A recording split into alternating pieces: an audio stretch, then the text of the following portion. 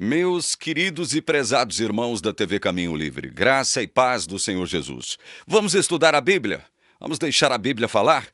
Antes, porém, eu quero que vocês ouçam um trecho de uma entrevista concedida pelo pastor Martinez, lá do CACP, a um desses canais de entrevistas, né? Comumente chamados de podcast. Ele perguntou, mas Deus não sabe previamente, Deus sabe previamente quem vai ser salvo ou não? Ele sabe? Sabe. Não é um teísmo aberto. E sabe até quem vai perdê-la. Então, e aí o livro da vida... Deixa eu te explicar melhor, você vai entender. Judas estava lá com Jesus e os apóstolos. Ele tinha salvação. Óbvio. Jesus vai dizer isso para eles. Eu vos prometo que vocês se assentarão comigo em 12 tronos. Já leu esse texto? E Judas está onde? Então, mas aí a minha pergunta para você. O nome de Judas foi escrito no livro da vida? Por que não? Então ele foi escrito e apagado. Foi apagado. Está lá em Êxodo. Riscarei o teu nome do meu livro. Tá, mas aí... o calvinismo fala que é o risco, o livro da mente. Mas o livro da vida não foi escrito desde a fundação do mundo? É a partir da fundação, no grego essa palavra então. é a partir da fundação do mundo. Qual é o problema? Ele perguntou, mas Deus não sabe previamente, Deus sabe previamente quem vai ser salvo ou não? Ele sabe? Sabe. Não é um teísmo aberto. E sabe até quem vai perdê-la. Então, e aí... Ai, ô pastor Martinez, vai estudar um pouquinho mais. Pastor Martinez é esse do CACP que diz que existem 9 razões do porquê um adventista do sétimo dia não pode ser salvo.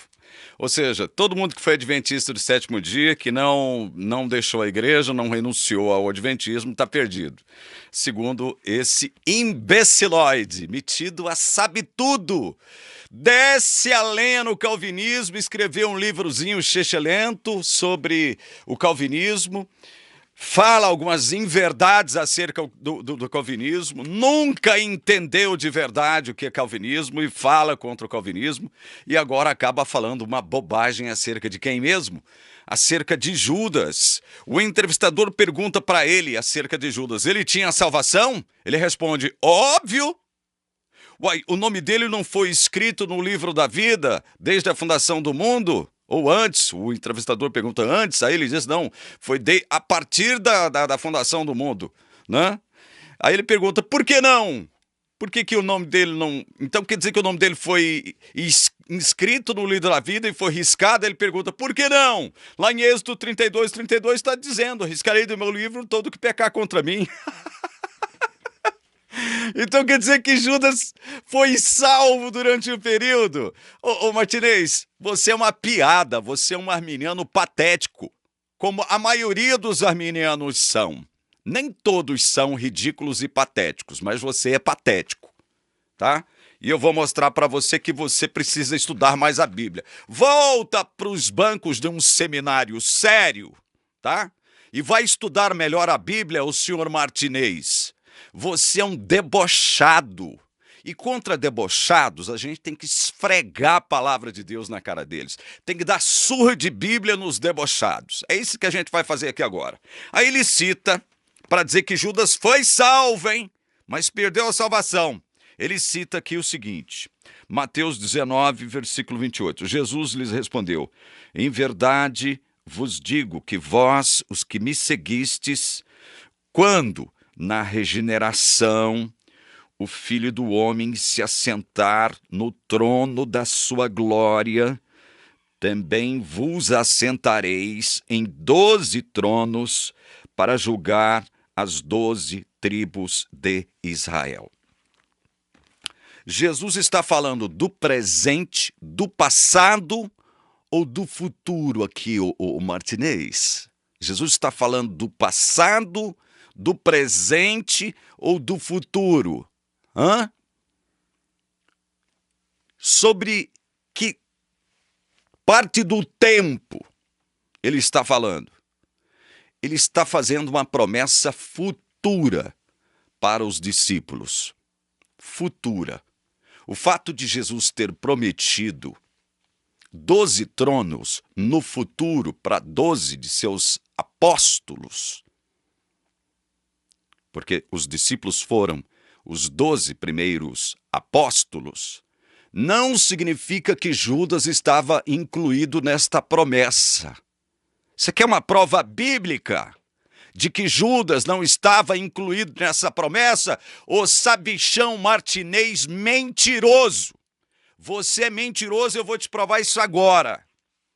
Leia comigo aí, ô sabichão. João capítulo 13, vamos direto lá para João capítulo 13. Eu tenho outros textos para ler acerca de Judas aqui, para esfregar na cara desse sabichão arminiano debochado que precisa voltar para os bancos do seminário e precisa renunciar a muita bobagem que ele diz lá no CACP. Vamos lá então. Olha, e eu falo bem do CACP aqui, hein? Eu falo bem do CACP. Eu reconheço um bom trabalho que até o Martinez faz com relação a determinados assuntos. Até ele faz um bom trabalho com relação a determinados assuntos. Com relação a determinados assuntos. Agora, quando ele pega para falar contra o calvinismo, aí ele desce a ladeira da imbecilidade, da burrice, né, da falta de honestidade bíblica. Vamos lá, então. João 13. Vamos ler primeiro versos 10, versos 11 e depois versos 17 e 18. Viu, senhor Martinez? Escute isso aqui, tá? Declarou-lhe Jesus: quem já se banhou não necessita de lavar senão os pés. Quanto ao mais, está todo limpo. Ora, vós estáis limpos. Jesus está falando isso aqui primeiro para Pedro, tá? No contexto está bem claro. Ora, vós estáis limpos. Para que ele está falando isso? Para os discípulos. Aí alguém... então o Martinez está certo? Calma, olha. Ora, vós estáis limpos, mas não todos. Não todos. Vós estáis limpos, mas não todos. Pois ele sabia quem era o traidor. Foi por isso que disse: nem todos estáis limpos. Nem todos estáis limpos. Esse limpo aqui é o quê? É sinônimo de salvo, de justificado. Aqui nos versos 17 e 18, ele arremata. Ora, se sabeis estas coisas, bem-aventurados sois se as praticardes. Não fala a respeito de todos vós, os apóstolos. Pois eu conheço aqueles que escolhi. É antes para que se cumpra a Escritura. Aquele que come do meu pão levantou contra mim o seu calcanhar. Aquele que come do meu pão levantou contra mim o seu calcanhar. Isso aqui está escrito em Salmos 41, verso 9. Então, quando você, com base na promessa que Jesus fez, você, Martinez, com base na promessa que Jesus fez, de que os apóstolos se sentariam em 12 tronos para julgar as tribos de Israel, quando Jesus diz isso, ele não estava incluindo Judas nessa promessa. E o texto que eu acabei de ler em João capítulo 13 é claro como a luz do sol ao meio-dia, seu farsante. Você é um farsante, Martinez. Vá voltar para os bancos do seminário e aprender o que a Bíblia diz de fato e de verdade sobre as pessoas. Agora vamos a mais algumas complicações de você dizer que Judas foi salvo num determinado tempo e depois perdeu a salvação. Você é patético. Patético. Vamos lá. Mateus capítulo 26. Vocês sabem... Olha, deixa eu falar um negócio aqui. Meu temperamento é sanguíneo. Eu não sou obrigado a ficar imitando quem possui um temperamento diferente do meu, né? E muitos acham que possuir um temperamento um determinado temperamento significa que aquela pessoa é superior a outra. Não. Tem nada a ver, né? Existem, se não me engano, 4 temperamentos. Eu me esqueci dos demais agora. Eu sei que é colérico, fleumático, tem um outro aí, que eu me esqueci o nome. Eu não sou obrigado a falar como qualquer um outro. Eu falo do jeito que eu acho que eu devo falar. E vocês sabem por que eu subo o tom aqui contra alguns debochados, alguns falastrões, tais como Rodrigo Silva, Leandro Quadros, né? O Bebezão, que mais? Carlos Vailate, tem mais o cabecinha de feijão lá de Connecticut, né? Sabe por que eu subo o tom contra esses? Porque eles são debochados.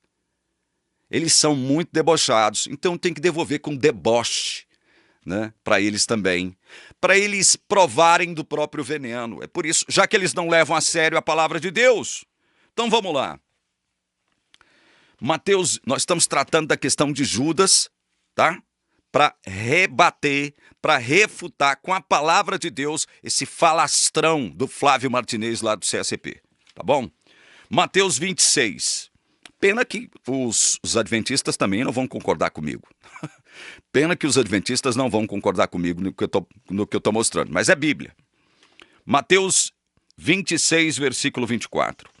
O Filho do Homem vai, como está escrito, a seu respeito.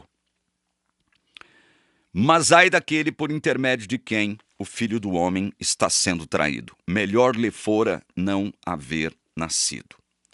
Olha, primeira coisa que eu gostaria de salientar aqui, o Martinez falastrão. O Filho do Homem vai, como está escrito, a seu respeito. Ou seja, Jesus vem também para cumprir as Escrituras acerca dele mesmo. Certo? Eu sei que você concorda com isso. Então ele vem cumprir as Escrituras. As Escrituras no passado já determinaram que Jesus seria traído por um de seus discípulos ou apóstolos, né? Uma das pessoas mais próximas dele. As Escrituras já haviam determinado isso. Aí alguém pode dizer, não, mas lá não estava nominado. Mas é óbvio que não. É óbvio que não. Deus precisa nominar o traidor para que o traidor pudesse ser identificado como Judas? Deus precisava nominar? Ou a onisciência de Deus não exige que nós, que aceitamos que Deus é onisciente, não sabia que quando ele propõe as profecias através da boca também de Isaías ou de Davi, né, acerca do traidor, ele não sabia que se tratava de Judas? Deus não sabia então? Hein? Então, o primeiro detalhe é esse. Jesus veio cumprir as profecias acerca de si mesmo, acerca de como ele seria e por quem ele seria traído. Jesus veio cumprir a profecia. E aí, acerca desse, que ele também não nomina, ele não dá nome aqui, ele diz o seguinte, olha aqui, ô Martinez, ô falastrão, fanfarrão, debochado, você precisa tomar uma surra de Bíblia nesse assunto para você começar a refletir sobre o que você fala, seu falastrão mentiroso. Olha aqui. Ai daquele por intermédio de quem um filho do homem está sendo traído. Melhor lhe fora não haver nascido. Eu te pergunto, Jesus sabia quem o trairia ou não? Ou seu falastrão mentiroso? Então Jesus está dizendo o seguinte, melhor lhe fora não haver nascido. Interessante isso. Se Jesus afirma isso acerca de alguém, que tipo de expectativa positiva eu posso esperar de alguém sobre quem Jesus diz isto aqui? Melhor lhe fora não haver nascido. Que tipo de expectativa salvífica ou positiva eu posso ter diante desta afirmação de Jesus Cristo acerca de alguém?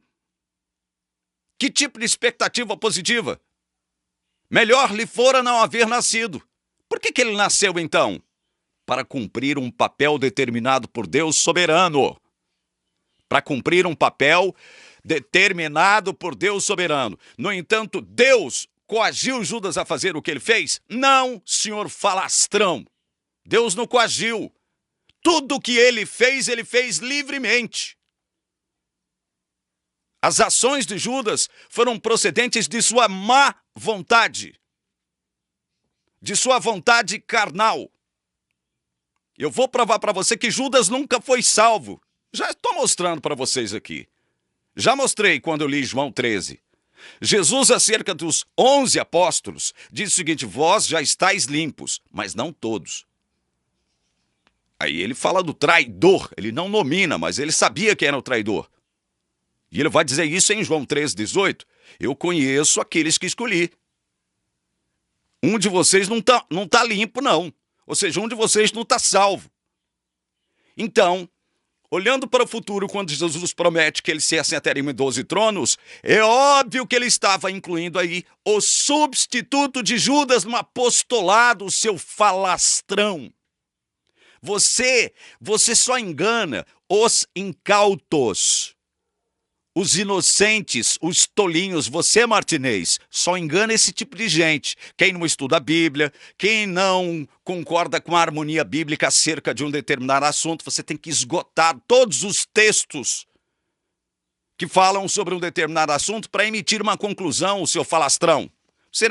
Você não é pastor formado, tem bacharelado, não sei se tem mestrado, mas se tiver, é um imbecil quando fala de Judas. É isso que você é. Fica enganando as pessoas, né?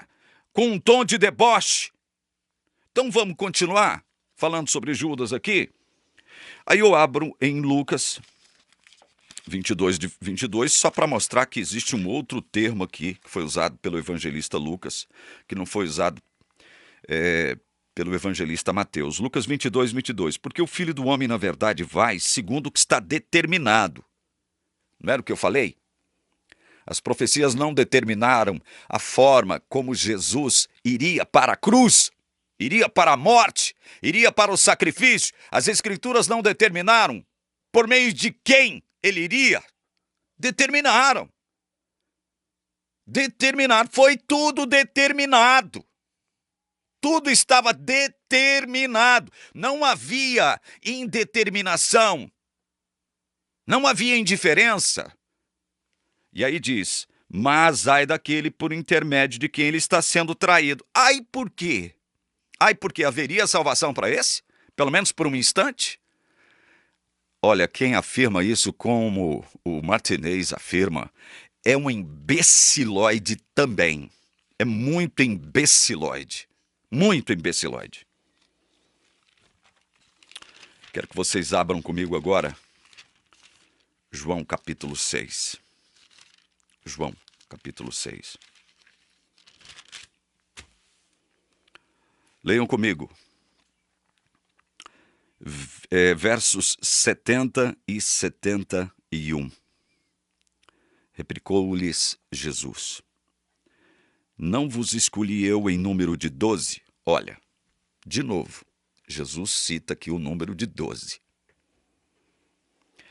Contudo, um de vós é diabo. Aí caberia perguntar ao falastrão Martinez, que deveria voltar para os bancos do seminário e refazer o seu curso de teologia chechelento. Cabe perguntar a ele o seguinte: Jesus, então, escolheu 12 sabendo que um era diabo. Então quer dizer que ele salvou um diabo por um determinado tempo, né, Martinez? Segundo você, diante da pergunta do entrevistador, né? Então ele tinha salvação, falando acerca de Judas. Não foi o que o entrevistador perguntou para você, seu fanfarrão, falastrão, mentiroso? Óbvio! Aí você responde com um óbvio antibíblico, né? Porque a Bíblia está dizendo que quando Jesus escolheu os 12, ele sabia que um era diabo. Ele já sabia que um era diabo. E aí, então eu sou obrigado, de acordo com o seu óbvio, de acordo com a sua obviedade, falastrão inteligentíssimo, sapientíssimo, eu sou obrigado a concordar, eu sou obrigado a concluir que Jesus, durante um tempo, salvou um diabo. Um diabo estava salvo por algum tempo na companhia de Jesus, né, o sapientíssimo pastor, falastrão, tão falastrão quanto o Rodrigo Silva. Aí diz mais, 71. referia-se ele a Judas, filho de Simão Iscariotes, porque era quem estava para traí-lo, sendo um dos 12. Aí, para esmagar o seu entendimento sobre Judas, aqui mesmo, em João capítulo 6, no verso 64, Jesus diz: contudo, há descrentes entre vós. Pois Jesus sabia, olha a onisciência de Jesus Cristo, que é Deus também. Olha a onisciência de Jesus Cristo sendo expressa, manifestada aqui. Jesus sabia desde o princípio quais éramos que não criam e quem o havia de trair. Desde o princípio. Então, quando Jesus escolhe Judas para ser um dos seus apóstolos, um dos seus discípulos, ele estava escolhendo um diabo. Ele nunca escolheu Judas para salvá-lo. Nunca escolheu Judas para salvá-lo. Ele escolheu Judas para que as Escrituras pudessem se cumprir. Para que as Escrituras pudessem se cumprir. E repito, mas ele não coagiu. Deus, em nenhum momento, coagiu Judas a fazer o que ele fez.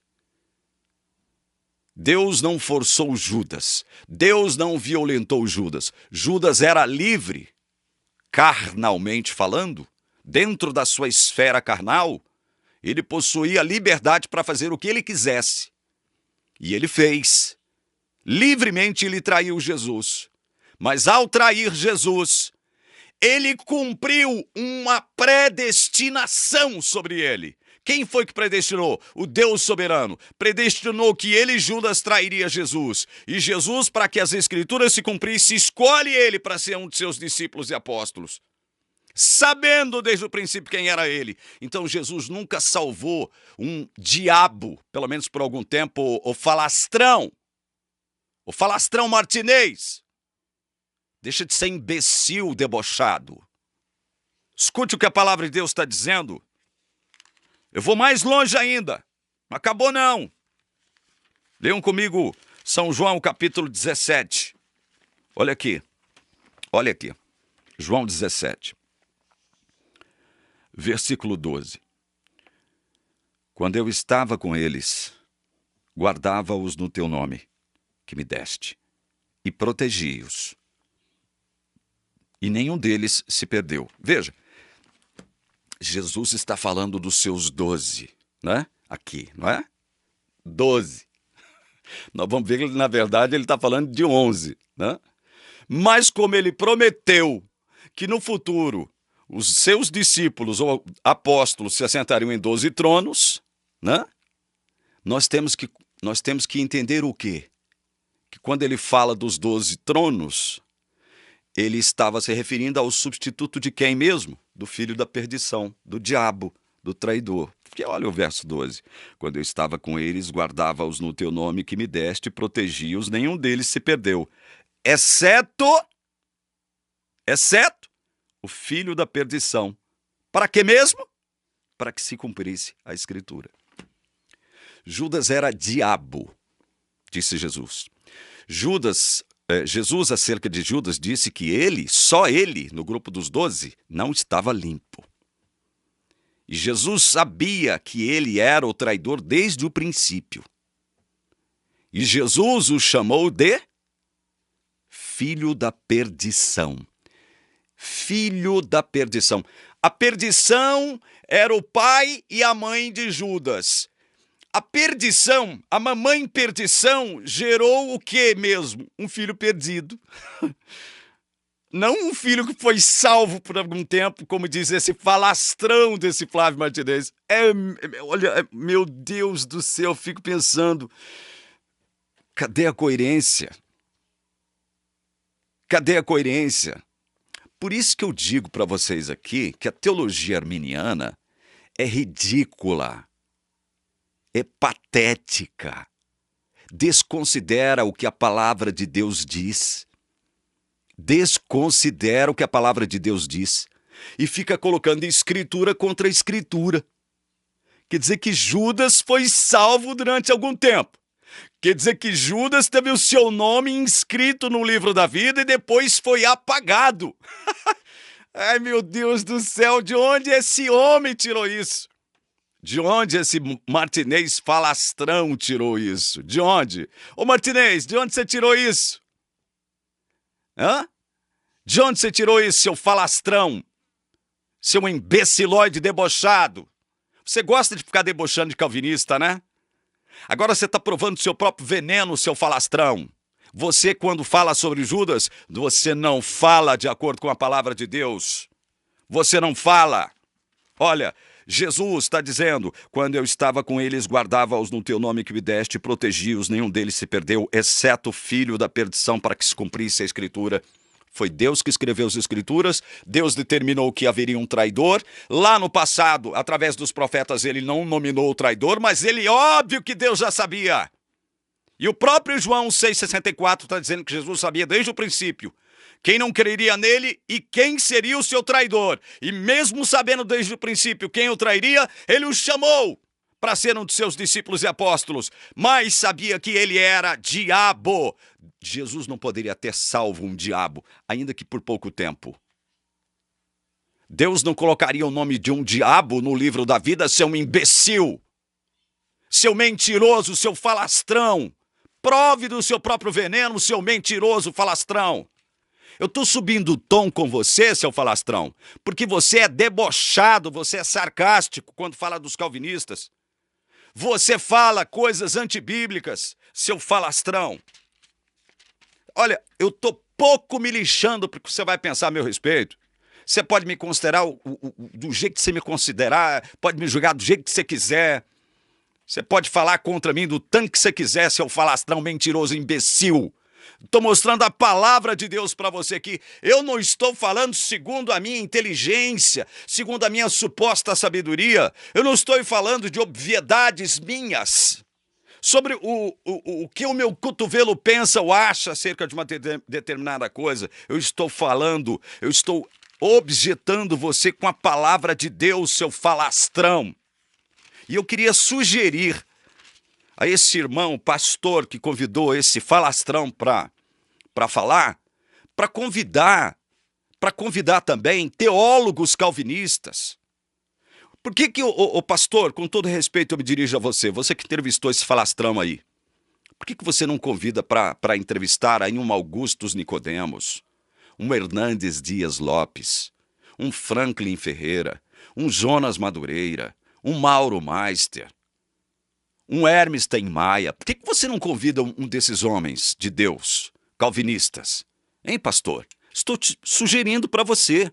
Você chamou o Marcos Granconato, parabéns. Marcos Granconato, pastor, homem de Deus de verdade, calvinista convicto. Então por que você não chama um desses nomes que eu sugeri para você? Convida eles para falar, eles não vão fazer debate, né? Eles vão simplesmente dar uma entrevista para você e podem muito bem falar sobre isso, sobre esse assunto que eu estou falando aqui. Eu tenho certeza que também eles vão mencionar todos os textos que eu estou mencionando. E por último, para encerrar esse assunto aqui, eu quero ler o que consta em Atos capítulo 1, a partir do verso 15. Diz assim: Naqueles dias, levantou-se Pedro no meio dos irmãos. Ora, compunha-se a assembleia de umas 120 pessoas e disse: Irmãos, convinha que se cumprisse a Escritura que o Espírito Santo proferiu anteriormente por boca de Davi acerca de Judas, que foi o guia daqueles que prenderam Jesus. Porque ele quem? Judas, era contado entre nós e teve parte neste ministério. Ora, este homem adquiriu um campo com preço da iniquidade e, precipitando-se, rompeu pelo meio, e todas as suas entranhas se derramaram.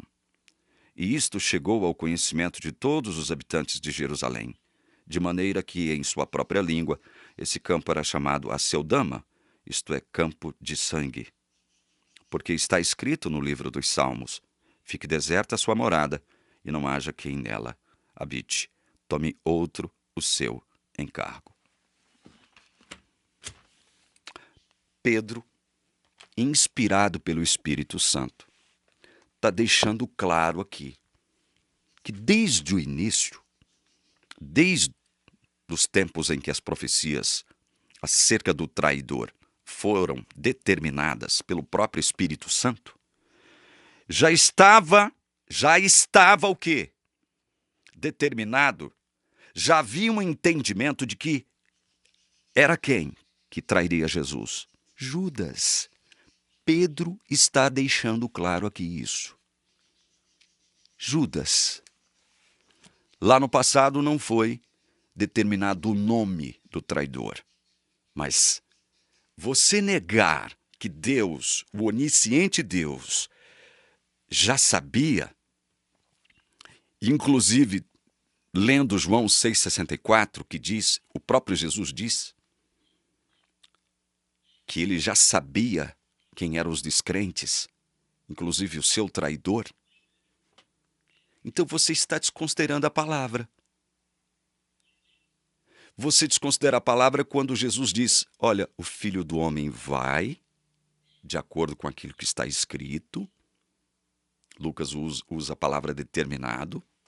Mas ai daquele por quem o Filho do Homem está sendo traído. Ai! Jesus, era melhor ele nem ter nascido. Jesus disse isso acerca de Judas. Era melhor ele nem ter nascido. Judas nunca esteve salvo, ainda que por um período curto de tempo. Nunca esteve salvo. Seu nome nunca esteve no livro da vida. Porque, do contrário, eu teria que admitir que, durante um período, o nome de um diabo esteve no livro da vida do Cordeiro. Admitir isto é admitir algo tremendamente antibíblico. Tremendamente antibíblico. Outra coisa. Quando Deus, lá em Êxodo 32 diz, riscarei do meu livro todo aquele que pecar contra mim. Eu já falei muito sobre esse texto. Riscarei do meu livro todo aquele que pecar contra mim. Deus, em outras palavras, estava determinando a morte. A morte. Todo aquele que pecasse da forma como aqueles que construíram o bezerro de ouro e fizeram aquele bacanal espiritual aos pés do Monte Sinai, pecaram contra ele. Deus matou milhares de pessoas naquele mesmo dia, cumprindo a sua promessa. Riscarei do meu livro. Que livro era esse? Da vida? O livro dos vivos. Porque Deus tem tudo sob seu controle. Tudo. E tudo está escrito. Não é? Ao livro da vida, ao livro dos mortos. Riscar o nome do seu livro, ali em Êxodo 32, significa decretar a morte daquele pecador que pecou especificamente de que forma? Agindo contra a própria pessoa de Deus. Pecando contra ele mesmo.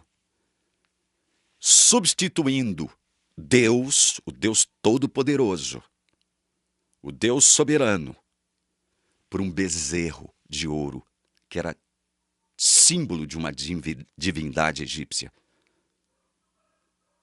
Riscarei do meu livro, decretarei a morte, todo aquele que pecar contra mim. O livro mencionado ali não era o da vida. O livro mencionado ali não era o da vida. Deus jamais inscreveu o nome de um diabo no livro da vida. Disso vocês podem ter certeza absoluta. Disso vocês podem ter certeza absoluta. Bom, eu vou encerrando por aqui. E mais uma vez eu digo, por que eu subi o tom contra esse imbecil? Por que eu subi o tom? Porque ele é debochado contra nós calvinistas. Ele fala de forma sarcástica e debochada contra nós calvinistas. Então eu subi o tom justamente por isso. Porque deboche e sarcasmo é o que você merece. Viu, senhor Martinez? Deboche e sarcasmo é o que o senhor merece por ter dito coisas contra a palavra de Deus acerca de Judas.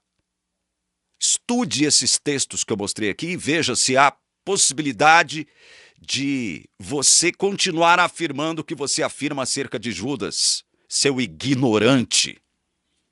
A palavra de Deus para nós, que somos calvinistas, possui autoridade máxima. Máxima. Agora, pro arminiano, não. Pro arminiano, a palavra de Deus não possui autoridade máxima. E eles gostam de distorcer os textos, colocar escritor da Bíblia contra escritor da Bíblia. Colocar a Bíblia contra si mesma. Não é? Por isso que eu vou continuar denunciando os erros crassos, como esse que eu acabei de revelar e objetar para vocês. Os erros clássicos do arminianismo, especialmente essa parcela dos arminianos que também wesleyanos, que são também wesleyanos. Essa grande parcela de arminianos que são hoje arminianos wesleyanos. Uma combinação esdrúxula de um que esposou algo equivocado acerca da eleição e predestinação divinas e o outro também. Os dois. Vou continuar denunciando os erros dessa orientação teológica fajuta e mequetrefe. Não estou dizendo com isso, veja, não estou julgando caráter. Não estou falando que, fazendo juízo de valor sobre as pessoas que advogam o arminianismo wesleyano, como se elas estivessem perdidas. Eu não faço isso. Deus é tão gracioso e tão misericordioso. Seu evangelho é tão boas novas de verdade, que ele vai salvar dentro do arminianismo, ele vai salvar muita gente. Muita gente já está salva dentro do arminianismo, embora eles mesmos não se reconheçam como tais. Que Deus abençoe você que assistiu esse vídeo até o final. Não estou fazendo juízo de valor aqui do Martinez, tá? Já disse e repito, Martinez, embora professe alguns erros crassos como esse aqui, que eu mostrei para vocês, para mim continua sendo um homem de Deus. Nós, enquanto homens de Deus, somos falhos, podemos errar. Eu já errei muito aqui na TV Caminho Livre, já falei muita coisa que eu não deveria ter dito, né? Algumas coisas equivocadas que eu disse acerca da palavra de Deus, eu apaguei, né? Voltei atrás. Por quê? Porque eu não tenho compromisso com erro. E aí, eu vou citar uma frase do poeta e filósofo alemão Goethe. Muitas pessoas não abdicam do erro porque elas foram o quê? Elas foram formadas pelo erro. Elas foram engendradas pelo erro. Elas nasceram do erro. Então elas não podem abdicar do erro justamente por isso. Elas vieram do erro. Goethe disse isso. Algumas pessoas não abdicam do erro porque devem a ele a sua existência. Por isso que muitas pessoas não abdicam do erro, porque devem ao próprio erro a sua própria existência. Que Deus abençoe você que assistiu esse vídeo até o final. Que Jesus continue iluminando a sua mente para que você possa entender a sua palavra. Em nome de Jesus. Amém.